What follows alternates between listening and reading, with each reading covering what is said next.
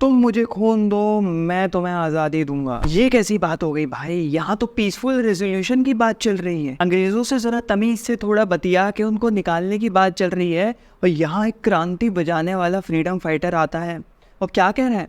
वो तो सीधा रिवॉल्ट पे उतर आया है, वो तो फुल फोर्स पे उतर आया है। कुछ भी हो, किसी भी जरिए से हो, इन अंग्रेजों को इस देश से खदेड़ के बाहर निकालना है। इस क्रांति बजाने वाले फ्रीडम फाइटर का नाम था सुभाष चंद्र बोस, या फिर इनको लोग प्यार से और रिस्पेक्ट में नेताजी भी बुलाते थे। तो इन्होंने ब्रिटिशर्स को भगाने के लिए फैशिस्ट पावर और एक्सिस के साथ हाथ मिला लिया था। उस वक्त वर्ल्ड वॉर का दबदबा था। ये 15-20 साल जो थे तुम्हारे 1920 से लेकर 1950s के बहुत ज़्यादा रिवोल्टिंग रहे थे। वर्ल्ड वॉर इसी के बीच में आई थी। तो इनकी कहानी है, ये हिटलर के पास भी गए थे मदद मांगने के लिए कि भाई तुम्हारा दुश्मन ब्रिटिशर अंग्रेज़, हमारे दुश्मन ब्रिटिशर्स अंग्रेज़, चलो मिलके इन लोगों को बाहर निकालते हैं। अब ये जो कहानी है कहीं ना कहीं लेजेंड है। कुछ लोग कहते हैं कि ये ट्रू है, कुछ लोग कहते हैं ये सिर्फ कहानी है। वो जब गए, हिटलर भैया उस वक्त ऊंचाइयों पे पहुंचा हुआ था, किसी की सुनता कहाँ था, एटीट्यूड में था। तो जब सुभाष चंद्र बोस साहब, हम इनको बोलेंगे बोस साहब, गए वहाँ पे उनके ऑफिस के बाहर बैठे, तो वहाँ के कोई एसएस का इनका कमांडर होगा, उसने बोला कि आप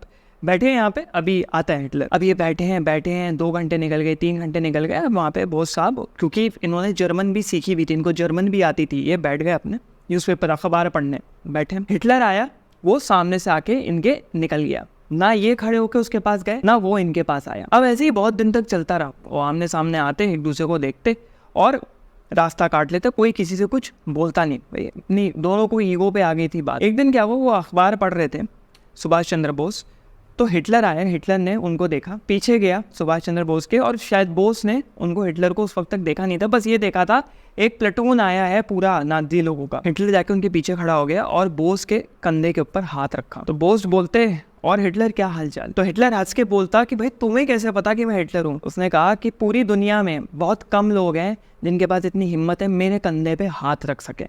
इतनी वैल्यू करते थे वो अपनी। अब ये लेक्चर एक मॉरल फिलोसॉफिकल या फिर एक स्पिरिचुअल फिलोसॉफिकल लेक्चर तो है ही, बट यहाँ पे वो एक फ्रीडम फाइटर की जेन्युइनिटी देखेंगे, एक विजन देखेंगे कि अगर एक देश में, अगर एक सोसाइटी में, देश नहीं बल्कि सोसाइटी में कलेक्टिव विजन होगा तो सारे स्कूल ऑफ थॉट एक साथ एग्जिस्ट कर सकते हैं। कैसे को एग्जिस्ट कर सकते हैं उसके बारे में इस लेक्चर में आज हम बात करेंगे, और वो विजन कैसे एक सोसाइटी के बेटरमेंट के लिए, बेहतरी के लिए काम कर सकता है। अब नेताजी का बैकग्राउंड अगर थोड़ा सा देखो तो इनके फादर काफ़ी ज़्यादा डेकोरेटेड गवर्नमेंट सर्वेंट थे। वो बंगाल लेजिस्लेटिव काउंसिल के एक मेंबर भी थे, एक गवर्नमेंट लीडर भी थे, और उन्हें राय बहादुर का भी दर्जा दिया जा चुका था। लेकिन उनके पिताजी भी क्रांति बजाने वाले थे। उन्होंने रेजिग्नेशन दे दिया, इस्तीफा दे दिया कि भाई मैं ब्रिटिशर्स के खिलाफ हूँ, मैं उनके लिए काम नहीं कर सकता हूँ, अपने ही देश के भाइयों के अगेंस्ट में काम करूँ। अब यही से ना थोड़ा सुभाष चंद्र बोस के अंदर नेशनलिज्म आने लग गया, और नेशनलिज्म इस तरीके से कि सब मेरे भाई हैं। अब जब इनके पिताजी बंगाल में थे तो इनके काफ़ी नौकर चाकर, खाना बनाने वाले लोग, काम करने वाले, और जो इनका नेबरहुड था, जो आस पड़ोस के लोग थे, काफ़ी ज़्यादा मुस्लिम थे, मुसलमान लोग बहुत थे। इनके काम करने वाले मुसलमान लोग बहुत थे, मिक्स कल्चर के लोग थे, हिंदू भी थे, मुसलमान भी थे, कुछ सिख लोग भी इनके साथ काम करते थे। तो इनके अंदर एक सेंस ऑफ पेट्रियोटिज्म, ब्रदरहुड और नेशनलिज्म कुड़ के भर गया। ये बचपन से ही मेंटली बहुत स्ट्रांग थे। प्रेसिडेंसी कॉलेज से इनको निकाल दिया गया, क्यों? क्योंकि रेशियल डिस्क्रिमिनेशन, रेशियल प्रेजुडिस की वजह से जो अंग्रेज़ बच्चे या अंग्रेज़ लोग इंडियन बच्चों के साथ बदतमीजी कर रहे थे, तो उसका इन्होंने एक प्रोटेस्ट उठाया कि भाई ये मैं अलाउ नहीं करूँगा, निकालना है निकाल दो। यहाँ पे इनको एक सेटिस्फैक्शन इन सैक्रिफाइस हुआ।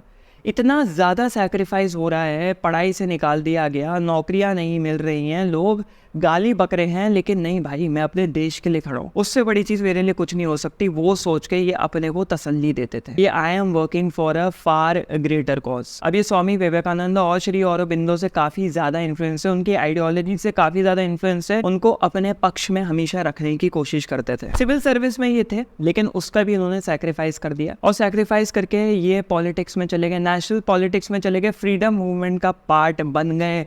आज़ाद हिंद फौज इन्होंने बनाई, 30,000 सोल्जर्स की, समझ लो जैसे होता था ना एंशियंट रोम ग्रीस में, स्पार्टन सोल्जर्स हैं भाई, रोमन सोल्जर्स हैं एकदम ताकतवर, ऐसी इन्होंने 30,000 सोल्जर्स की, फौलादी सोल्जर्स की एक फौज बनाई जिसका नाम था आज़ाद हिंद फौज। एक्सिस पावर्स में ये जापान के पास तक गए थे मदद मांगने के लिए, बहुत इन्होंने हाथ पैर मारे थे और ब्रिटिशर्स काफ़ी घबरा गए इनसे कि भाई यहाँ तो गांधी आ रहे हैं, यहाँ पे दूसरे फिलोसफर्स आ रहे हैं, यहाँ पे दूसरे फ्रीडम फाइटर्स आ रहे हैं, वो एक पीसफुल प्रोटेस्ट की बात कर रहे हैं, थोड़ा समझा जा सकता है, लेकिन भैया ये तो आके एक फौज बना दी, वो भी 30,000 सोल्जर की। इतना बड़ा भारत है, हमारी तो पॉपुलेशन भी इतनी कम है, किस किस को रोकेंगे, कब कब तक रोकेंगे? अगर सब टूट पड़े तो हम तो खत्म हो जाएंगे भाई। ऐसा नहीं है, हमें भी हड़प लें। यहाँ से चलते हुए क्रांति बजाते हुए हम पहुंचते हैं उनकी स्पिरिचुअल कैरेक्टरिस्टिक्स पे या स्पिरिचुअल फिलॉसफी पे। उससे पहले भाई हर लेक्चर में मैं बोलता हूँ, इस लेक्चर में भी बोलूंगा, ये जो नीचे देख रहे हो सब्सक्राइबर रेशियो, सब्सक्राइबर परसेंटेज, जिसको हमें और नीचे लेके आना है।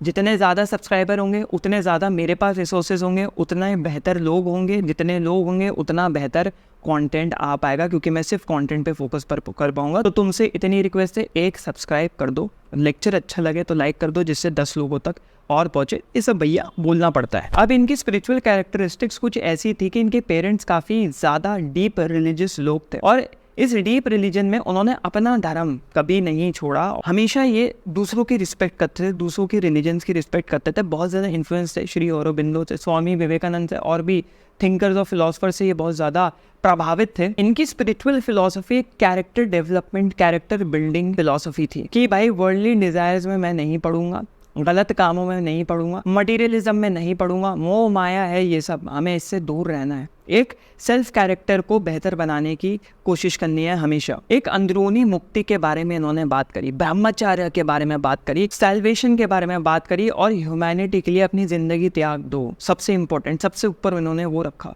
कि इंसान ही हैं जो सब हैं, हम जिनसे वार्तालाप करते हैं, जिनसे बात करते हैं, उनको हमेशा ऊपर रखो। ये मेडिटेशन भी करते थे और बहुत ज़्यादा एक्सट्रीम लेवल पे मेडिटेशन करते थे। अपने को टेम्पल्स में अलग से बंद कर लेते, अपने को कमरों में बंद कर लेते और सिर्फ मेडिटेशन करते थे, ध्यान करते थे। एक बहुत काम इंसान बट बहुत ही स्ट्रॉन्ग पर्सनैलिटी। कॉलेज में ये श्री औरोबिंदो की फिलोसफी से इंट्रोड्यूस हुए, काफ़ी ज़्यादा प्रभावित। औरोबिंदो की फिलोसफी एक अगर नटशेल में बताई जाए तो वो ये है कि एक डिवाइन इलेक्ट्रिसिटी है और हम सब इंडिविजुअल डायनामो है जो इस इलेक्ट्रिसिटी से चलते हैं। और वो जो कॉन्सेप्ट था वो इनको क्लिक कर गया। और वही इलेक्ट्रिक स्पार्क के बारे में इन्होंने बात करी कि वो स्पार्क होनी चाहिए और अपनी लाइफ बेहतर करने के लिए आगे बढ़ो, कैरेक्टर डेवलपमेंट करो, अपने आसपास के लोगों के लिए काम करो, सेवा करो। औरोबिंदो की एक फिलॉसफी ये थी कि एक नेशन जो होता है एक स्पिरिचुअल एंटिटी की तरह होता है, बड़े डिवाइन स्पिरिचुअल एंटिटी का एक छोटा सा पार्ट होता है। उसमें तुम तर्क वितर्क नहीं कर सकते कि ये अलग स्कूल ऑफ थॉट का है, ये अलग स्कूल ऑफ थॉट का है। सबके अंदर एक स्पिरिचुअलिज्म होता है, सबके अंदर एक स्पिरिचुअलिटी की भावना होती है, भक्ति की भावना होती है अपने नेशन के प्रति, जो कि एक फ्रैगमेंट ऑफ यूनिवर्सल स्पिरिट होती है। और इसी क्रांति बजाने वाली स्पिरिचुअल फिलोसफिकल आइडियोलॉजीज ने सुभाष चंद्र बोस की आने वाली आगे पॉलिटिकल और नेशनलिस्ट मूवमेंट्स को शेप दिया। उन्होंने तर्क वितर्क नहीं किया, सबको भारत का भाई बहन कह के इन अंग्रेजों के खिलाफ लड़ने की शक्ति दी। मैंने एक लेक्चर बनाया था शहीद भगत सिंह के ऊपर, जिसमें हमने बात करी थी कि किस तरीके से वो इन्फ्लुएंस्ड है बाकी लोगों से, लेकिन वो बहुत ज़्यादा बोस से भी इन्फ्लुएंस्ड है। और अपने शेर वाली शक्ति बोलते हैं ना, जिसको लायन पावर बोलते हैं, वो बोस से लेते थे भगत सिंह की भाई ये देखो कितना डिटर्मिनिस्टिक आदमी है, ये देखो भारत के लिए कैसे लड़ रहा है। इधर लोग बोल रहे हैं पीसफुल प्रोटेस्ट करो, इधर लोग बोल रहे हैं सत्याग्रह का उपयोग करो। यार ऐसे ब्रिटिशर्स नहीं भागने वाले, इनको मार के भगाना पड़ेगा, लाठियों से भगाना पड़ेगा। और ये है नेताजी जो काम कर रहे हैं और ये मेरी इंस्पिरेशन है। अब यहाँ पे इनकी थोड़ी सेकुलरिस्ट सोशलिस्ट फिलोसफी के ऊपर बात कर लेते हैं। इनका सेकुलरिज्म के ऊपर सबसे ऊपर भरोसा था कि इंडिया में बहुत अलग अलग धर्म जात पात के लोग हैं, लेकिन हमें उसके अंदर भेदभाव नहीं करना, सबको साथ रखना है।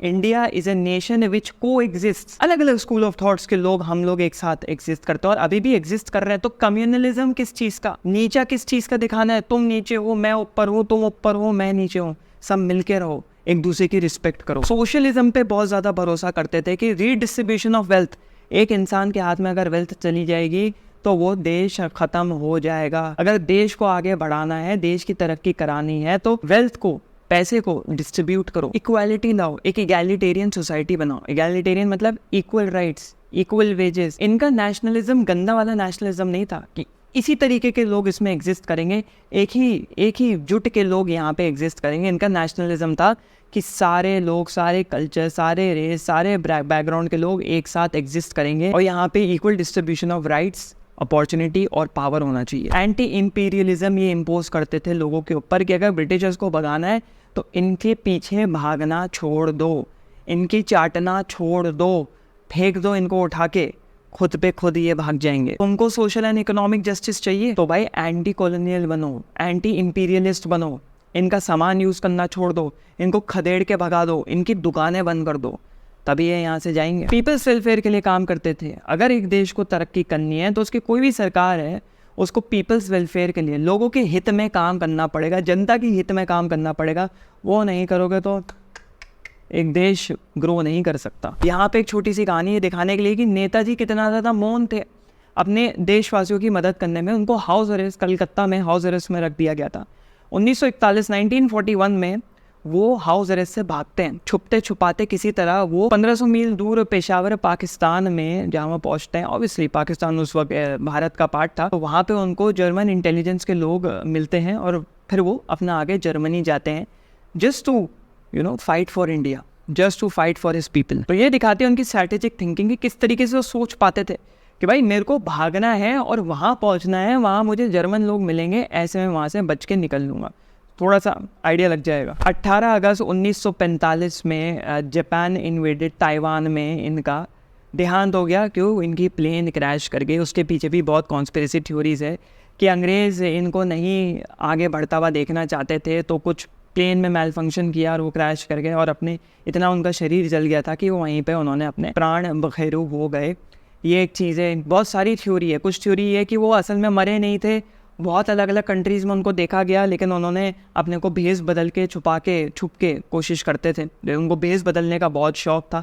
जैसे हाउस अरेस्ट से जब वो भागे थे, एक सरदार, एक पंजाबी बन के वो भागे थे, जिससे लोग उनको पहचान नहीं पाए। कुछ थ्योरीज का ये कहना है कि उनको रशियन फोर्सेस या सोवियत फोर्सेस ने कैप्चर कर लिया था, क्योंकि उनकी आइडियोलॉजीज और वो जो फौज अपनी आज़ाद हिंद फौज बना रहे थे बहुत ज़्यादा थ्रेटनिंग थी उन लोगों को, रशियंस को, सोवियट्स को। तो उन्होंने उनको पकड़ लिया, इम्प्रिजन कर दिया। बहुत लोग कहते हैं उनको टॉर्चर किया, बहुत लोग कहते हैं उनको एक अंडरग्राउंड बंकर जेल में रखा गया, जहाँ किसी को कुछ नहीं पता कहाँ था वो बंकर, वहाँ वो ख़त्म हुए, उनको मार दिया गया। फिर सबसे ज़्यादा जो लोग थ्योरी खरीदते हैं वो ये है कि उनकी प्लेन को वही जो मेल फंक्शन कर दिया गया था, बिकॉज ब्रिटिशर्स वेर ऑब्वियसली वो घबराए हुए थे उनसे और उनको मरवाने की एक ये टैक्टिक थी। तो ये था लेक्चर सुभाष चंद्र बोस पे, तुम मुझे खून दो मैं तुम्हें आज़ादी दूंगा। ये जर्मन रेडियो में तक बजा था, वहाँ के लोगों ने भी सुना था, जो इंडियंस थे, इंडियंस ने भी सुना था, और बहुत क्रांति, फिल्मों में भी लोगों ने सुना होगा, बहुत क्रांति बजाने वाली चीज़ थी। ठीक है, इस लेक्चर को हम लोग इतना ही रखते हैं। अच्छा लगा हो तो नीचे कमेंट करो किस तरीके के लेक्चर्स चाहिए, और तुम्हारे पास कोई अगर थ्योरी है कि सुभाष चंद्र बोस की कोई कॉन्स्पिरेसी थ्योरी है या कुछ एनेक्डोट है तो ज़रूर बताना इस लेक्चर में नीचे, मैं पढ़ूँगा। होपफुली कुछ नॉलेज एडिशन हो। तब तक मिलते हैं किसी अगले लेक्चर में, है ना भैया? चलो कट लो।